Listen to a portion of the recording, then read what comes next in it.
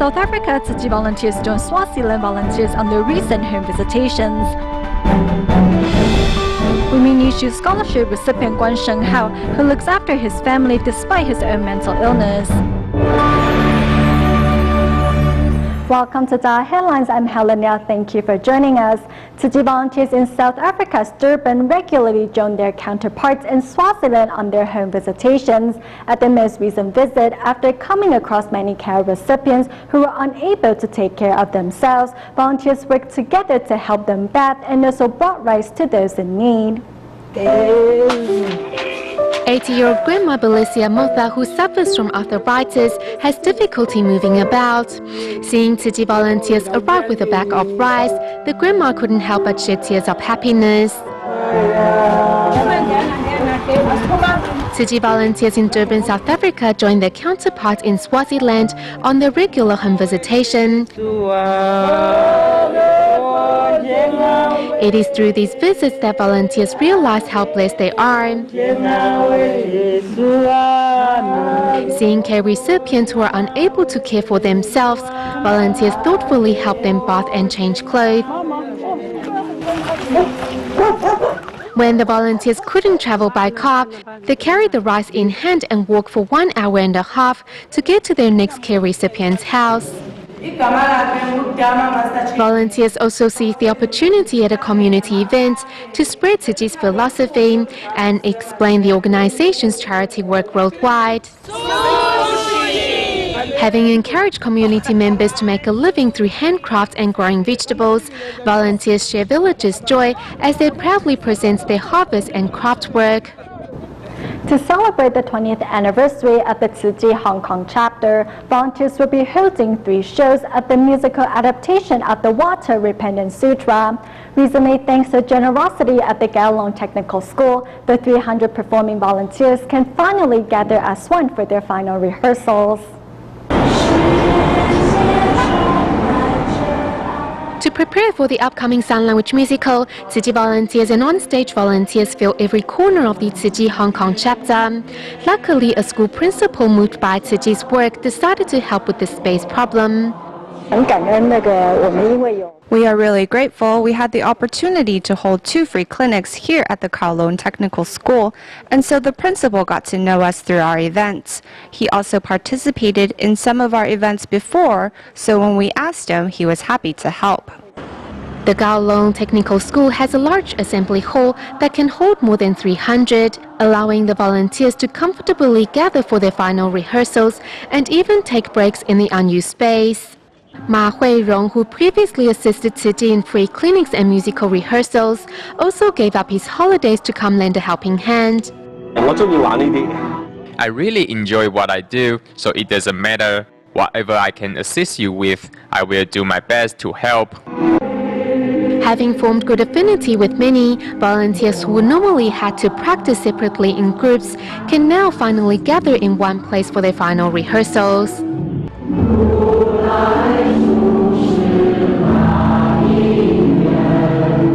With only days left to the musical adaptation of the Water Repentance Sutra, volunteers seize every opportunity to practice their movements. For those who can only speak Cantonese, it was a challenge to memorize the lyrics and sign language.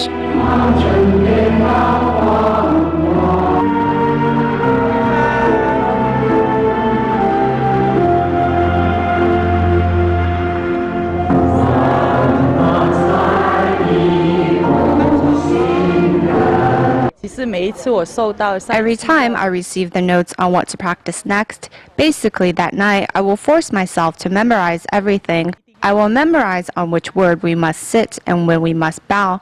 Sometimes I will stay up to 2 or 3 a.m. Though difficult, volunteers take the Dharma to heart and all find their own way to remember their parts.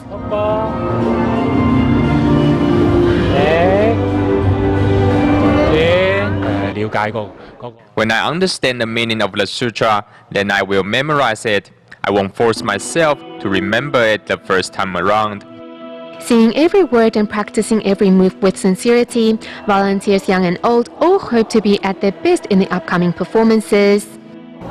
In Taiwan, this year's New Shoe Scholarship Award ceremony in Penghu will be held on October 27th. Today we meet one of the recipients, Lin Pei-Qi. Following her father's passing, Lin's mother shouldered the responsibility of looking after Lin and her two other siblings.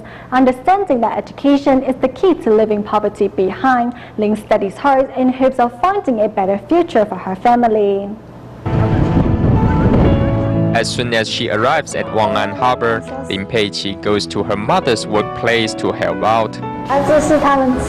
This is the dining room for the police officers. We have to make sure this place is clean. Mom always tells us to be conscientious in our work and do our best. Over the past 9 years, Lin has come to help her mother daily. Now in high school, she still takes advantage of her holiday breaks to help out. Pei-Qi and her sister take turns helping me out. Now that both of them are studying at Ma Kong High School, their little brother needs to come to help me every day. Lin Pei-Qi is not only her mother's best helper, but also a hardworking student. Though her grades are not among the top 3 in her class, I am already satisfied with her performance because she has shown great improvement from the beginning of her studies at Ma Kong High School. She spends a lot of time reviewing her schoolwork and gets better grades in exams. She can manage her time well, and I don't have to worry about her. Lin's mother is proud of her children's outstanding performance at school. As for Lin, the county governor's award is her proudest achievement to date. If you are the top graduate of your class, you can enroll in whatever high school you like.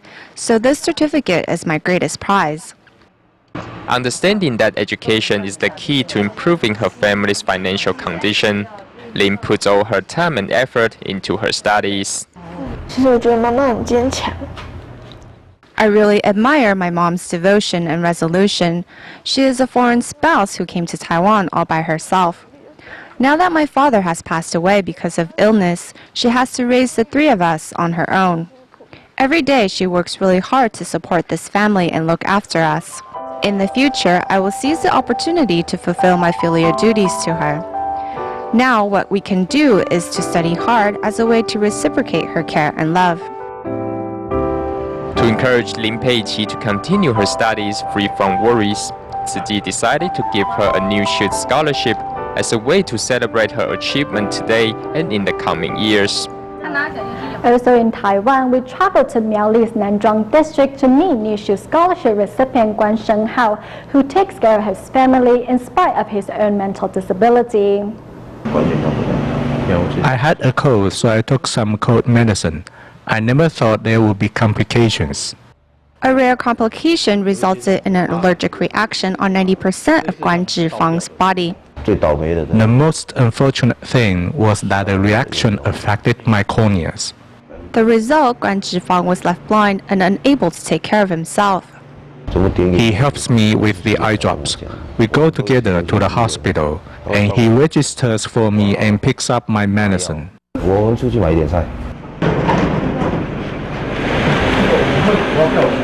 Although the blindness has left the father unsteady on his feet, holding his son's hand, Guan Zhifang feels safe.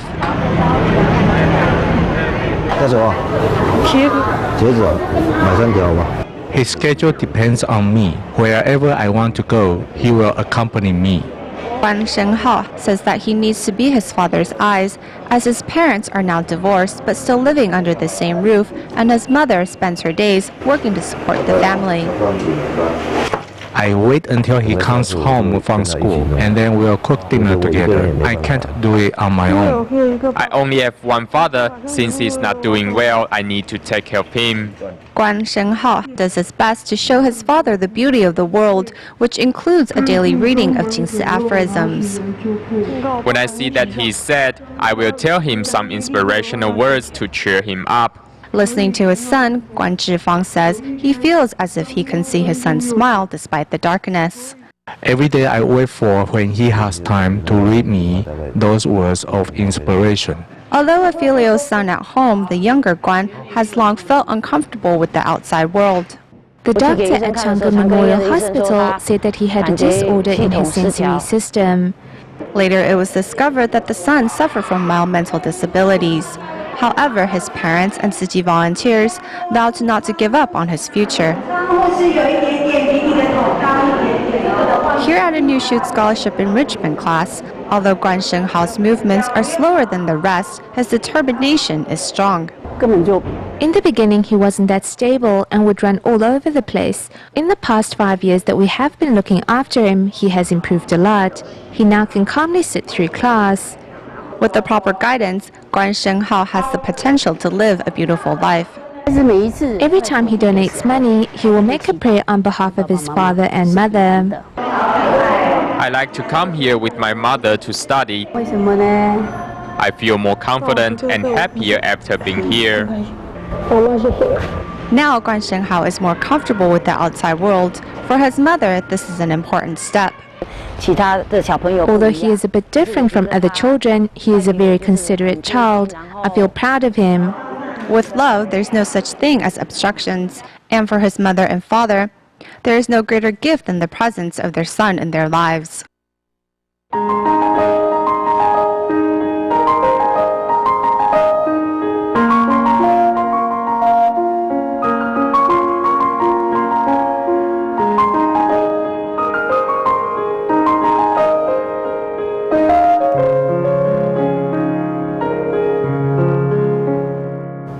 Today we meet pediatric oncologist Dr. James Miser from the United States, who is also the father of 10 adopted children, 8 of whom suffer from congenital disorders or disabilities.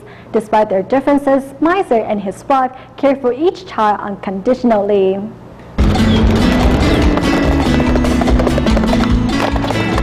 Dressed in a t-shirt and shorts, Stephen looks just like any other kid. It's hard to imagine that he has already undergone 50 surgeries in his 23 years.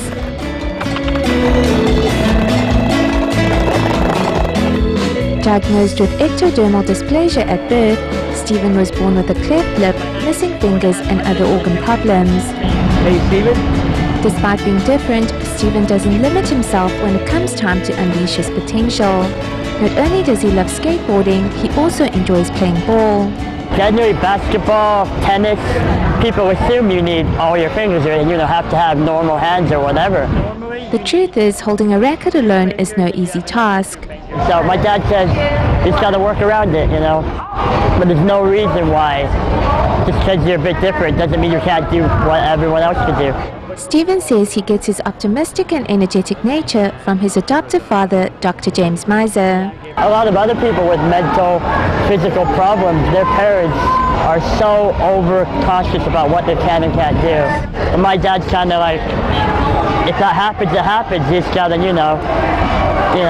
I love you, and if it happens, I'll be there for you. Stephen is not the only child of Dr. Miser's with special needs. Over the past 30 years, the Misers have adopted 10 children, 8 of whom who suffer from severe congenital disorders or disabilities. We tried to encourage our children to do the things that they wanted to do. We didn't say no to them if they said, I want to play the piano. My son with no hands. The son whom Dr. Miser speaks of is Daniel, who can play the piano despite having no hands. He is also the first Taiwanese child adopted by the Misers. It is also because of Daniel that the pediatric oncology expert formed an affinity with Taiwan. A specialist in his field, Dr. Miser has also worked with many Taiwanese charity organizations to help needy children. Consequently, 5 of his adopted children are also from Taiwan. We could give more. We felt that we should consider adopting a handicapped child. Most importantly, many of the children, it was going to be very difficult to find families for them. Children still deserve the best chance. Dr. Miser is often invited to speak at seminars in Taiwan, where he also serves as a medical advisor. However, juggling his medical research and the care of his children can seem like an impossible task at times. I don't feel tired now. My wife doesn't feel tired now, but do we work hard? Yeah, we work hard. And having 10 children, it's expensive. And they need a lot of resources, they need a lot of support. Under the unconditional care and love of Dr. Miser and his wife, these children have grown up to be independent and successful. Upon completion of his university degree, Stephen returned to Taiwan to meet his biological parents. it's fun to see them be independent and be successful or start to be successful or go to school and have a chance to be independent and successful in their own right. Although sad to see them go, Dr. Miser is nevertheless happy to know that their unconditional love has given many children a chance to find their dreams and unleash their potential. A 9-day 10-city tour of the musical adaptation at the Sutra of Profound Gratitude to Parents kicked off earlier this year to celebrate Tziji's 20th anniversary in Malaysia. At the stops in the Muslim state of Terengganu and Kelantan, volunteers crossed religious boundaries to inspire everyone to fulfill their filial duties. To recruit 108 students to perform in the musical adaptation of Sutra of Profound Gratitude Parents in the state of Terengganu, Malaysia, with its small overseas Chinese population is a difficult task. But Tzi volunteers conquered these obstacles, and on the day of the performance, over 1,000 audience members attended. Sometimes I'm more busy with my events and stuff like that in university. So that's why this show reminds me to always contact them, tell them, ask them how you are, what are you doing, are you healthy. So this makes me always remind my mom and dad. The Sutra performance can change a person's thinking. After watching it, they will realize the importance of being a devoted son or daughter. Through the expressive performance of the Tziqing's many first-time backstage volunteers were moved to rethink their relationship towards their parents. I placed my work ahead of my family and didn't have time to spend with my mother. So I want to say to my mother, Mom, I love you. This serves as a reminder to all children to spend more time with their parents now, as it will be too late when their parents have passed on. At the 7th stop of their tour, Tziqing's arrived at the predominantly Muslim state of Kelantan. Even with the religious differences, many students and teachers agree with the message the performance conveyed.